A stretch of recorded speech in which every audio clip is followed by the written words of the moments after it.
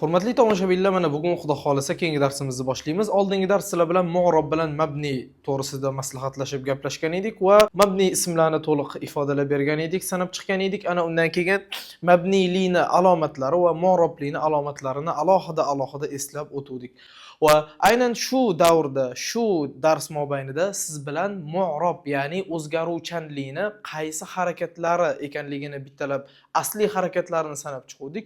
Rafa, ya'ni bosh kelishikligiga dhamma aniq asosiy harakati, nasb, ya'ni tushum kelishikligiga fatha dedik va jar, ya'ni qaratqich kelishligiga kasra bo'ladi dedik va jazm sukun bilan kelishini bilgan edik. Ana endi hozirgi bugungi darsimizda, bugungi mavzuyimizda sizlar bilan far'iy belgilarni o'tamiz. Far'iy belgilar deganda, ya'ni bosh kelishik, tushum kelishik, qaratqich kelishikda fatha, kasra, dommadan tashqari boshqa belgilarni, boshqa harakatlarni kelishi va aynan bosh kelishiklikni anglatishi yoki tushum kelishiklikni anglatishi yoki qaratqich kelishiklikni anglatishi to'g'risida maslahatlashamiz.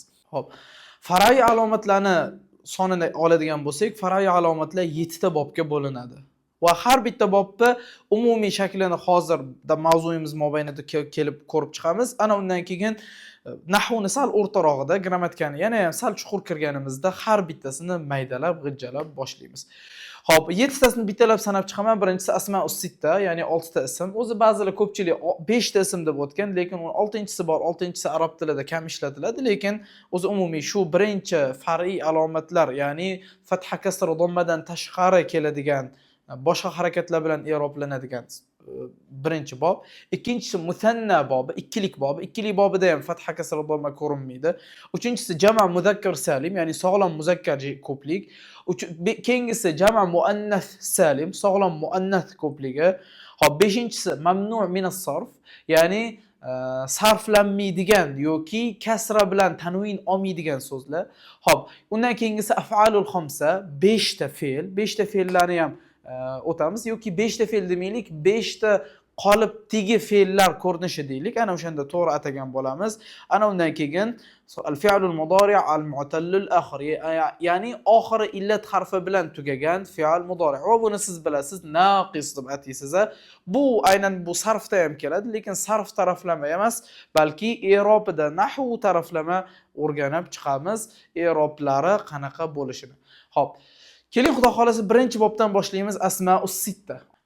6 ta ismni Imom Ibn Balik nima deb gapirgan she'rida? Farfa bi wawin wansiban bil alifi wajrur bi ya'i ma min al asma asif. Ya'ni raf'da waw ishlating, domma nuniga. Nasbda alif ishlating, fatha nuniga va jarda yani ishlating, kasrani o'rniga. Xo'p, ana undan keyin sana beryapti min zaka zu in suhbatun abana. Ya'ni birinchisi za qo'shimchasi. Va za qo'shimchasini sharhini ham ishlatib aytib beryapti, suhbat o'rnida keladigan, ya'ni egasi ma'nosida keladigan. Misol uchun zu malin deyman, pul egasi.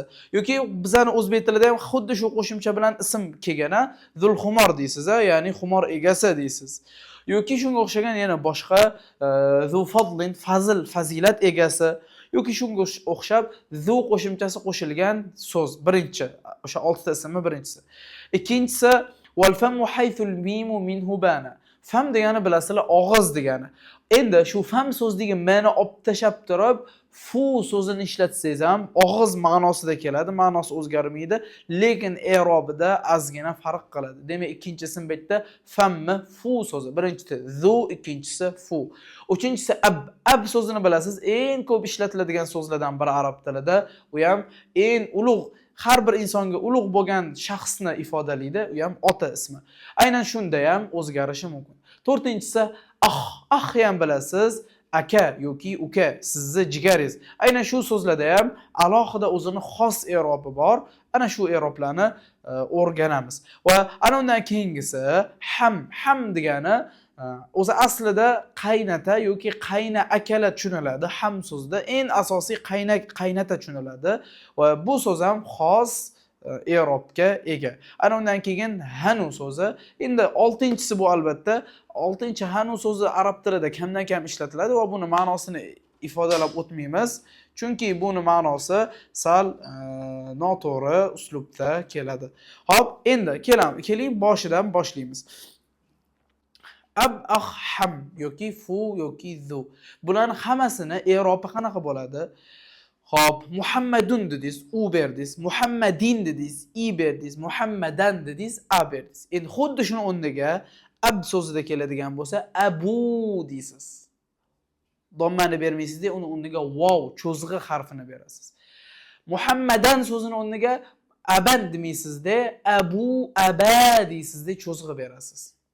Va Muhammadin o'rniga abi deb ya harfini berasiz. Bu o'sha 3 ta i'rob uslublari. Ana endi bitta yana alohida maxsus bir lug'atlar bor.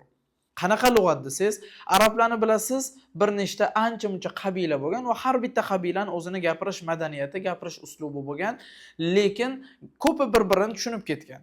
O'shaning uchun ham lug'at deganda siz bilan bizni tushunadigan qilib sheva deylik, lahjalari deylik.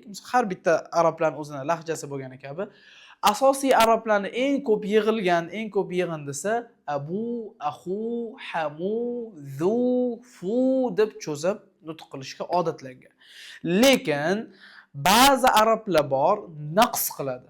Ya'ni nuqson bilan talaffuz qiladi. Qaraq qilib desangiz abu deb qo'yadi, ahu deb qo'yadi, hamu deb qo'yadi. Siz bilan bizani odatiy i'rob harakatlarimiz fatha kasra domma bilan. Buni lug'atun naqs deyiladi. Buni lug'atun naqs deydi. Ana undan keyin yana lug'atul hozirgi mana bu vav qo'shilishi lug'atul itmam deyilardi. Ya'ni mukammal berish lahjasi, mukammal berish shevasi. A, i, ularning qo'shilishi. Hop, lug'atul naqs ham shunday, qisqartirilgani. Va uchinchisi ham bor, lug'atul qasr bor. Lug'atul qasr degani, ya'ni hammasida a beraverish. Aba so'zini, misol uchun, rafada ham, nasbda ham, jarda ham. Misol uchun, jaa aba Muhammad. Muhammadning otasi keldi. O'zi aslida Abu Muhammad bo'lish kerak, lekin aba so'zi bilan berib rafa bosh kelishda aba bo'lish kerak. Abu bo'lish kerak, lekin ani berdim. Yoki tushum kelishda ham xuddi shunaqa ra'aytu aba Muhammad. Muhammadning otasini ko'rdim. Bu yerda o'zi to'g'ri turibdi. Lekin kasrali holatida akhadtu qalama aba Muhammad. Misol uchun Muhammadning otasini qalamini oldim deyotganingizda abi bo'lish kerak edi, lekin baribir aba so'zini ishlatdingiz. Bu lug'atul qasr. Demak, bu yerda aynan shu 3 ta so'zda ab, ah, hamda 3 ta til bor ekan, 3 ta sheva bor ekan, 3 ta lahja bor ekan.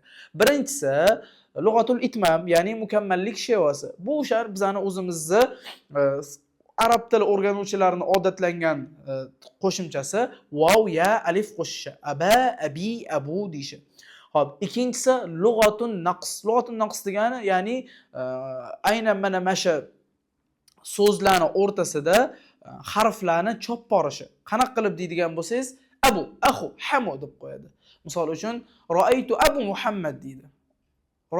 Misol uchun, ra'aytu aba Muhammad deydi yoki jaa abu Muhammad deydi. Va qani bu shunaqa lahja bor, shunaqa sheva bor.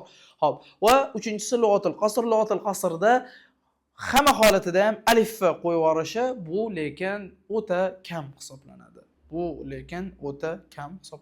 Ana o'shaning uchun ham aytib o'tadi, va fi abin va talihi yanduru. Ya'ni abu ahu deydiganlar kam bo'ladi. Va qasruhunna min naqsihinna ashharu. Lekin uni a bilan o'qilishi qisqa kelganidan ko'ra mashhurroqdir, lekin ikkalasi ham o'zi aslida arablar kamdan kam ishlatadigan lug'atlar. Eng mukammali bu o'sha to'ldirib, hamma siz bilan men o'rganganimiz abu, ahu deb cho'zg'i harflarni qo'shib o'qishlik. Va bu cho'zg'i harflari bildingiz, rafa belgilari bo'ldi. Endi bitta shartlari bor ekan. Va shartu zal i'robi an yudafna la liya kaja akhu abika zaqbala. Nima degani? Ya'ni bunaqa i'rob bo'lishini sharti bor. Izofa bo'lishi yoki al artikli kirishi. Yoki al artikli kirmasligi. Qanaqa qilib? Ya'ni akhu Muhammad, akhuka, akhuki izofa bo'lyapti-ya. Aniqlovchi va aniqlanuvchi mavzusi kiryapti. Lekin bu yerda bu izofa yaga bo'lmasin. Ya'ni abi, ahi bo'lmasin. Chunki agar bu ya kiradigan bo'lsa, bu i'rob qochib ketadi. Ya'da bilasizlar moslashadi. Ya ul mutakallim deymiz. Ya ul mutakallimda hamisha moslashadi. Umuman vav ham ko'rinmaydi, alif ham ko'rinmaydi, yasi ham ko'rinmaydi. Bu birinchi eng kerakli eslatma. Ana undan keyingisi al artikeli kirmaslik. Agar al artikeli kirsa ham izofadan qochib ketadi. Va izofadan qochib ketadigan bo'lsa, unda siz oddiy i'rob qilasiz. Oddiy i'rob qilasiz. Misol uchun ja'al abu, ra'aytul aba, sallamtu alal abi. Fatha kasra dhamma. Qani bunda alif va vav yasi yo'q, bu yerda oddiy sodda so'zga aylanib qoldi.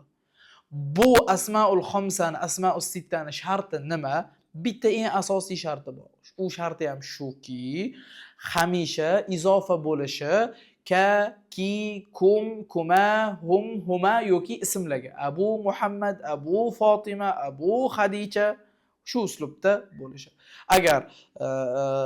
Agar izofa ya ul mutakallimga bo'lsa kirmaydi, agar al artikeli kelsa kirmaydi. Ana undan keyin yana bitta shartlaridan biri agar tasg'ir bo'lsa ham o'xshamaydi. Tasg'ir degani ya'ni kichiklashtirish. Biz o'zbek tilida ham bor, so'zlarni kichiklashtiramiz, yo erkalashga, yo haqoratga ishlatamiz bu uslubda. Arablarda ham xuddi shunaqa. Mushuk, mushukcha deysiz, a? Endi xuddi shu narsani aynan shu ota, akaga ishlatsangiz ham xuddi shunaqa. Bu rafa alomatlari o'xshamaydi. Misol uchun, misol tariqasida aytadigan bo'lsak, ab so'zini kichiklashtirsak, ubayb bo'ladi-ya. Ubaybu, ubaybi, ubayba bo'ladi. U alif vav yasi qo'shilmaydi bunda. Bu ham aynan mana shu ishlatish alomatlaridan biri. Bu asmaus sitta to'g'risida qisqacha ma'lumot edi. Albatta bu mavzuni hali yana yuzlanib, yana kelganimiz uchun eng kerakli nuqtalarini sizga eslatib o'tdim. Lekin xudo xolasa albatta bu darslikning davomi bor va bu mavzuni davomi bor va keyingi darsimiz musannani xuddi shunaqa qisqacha sharhlab beramiz.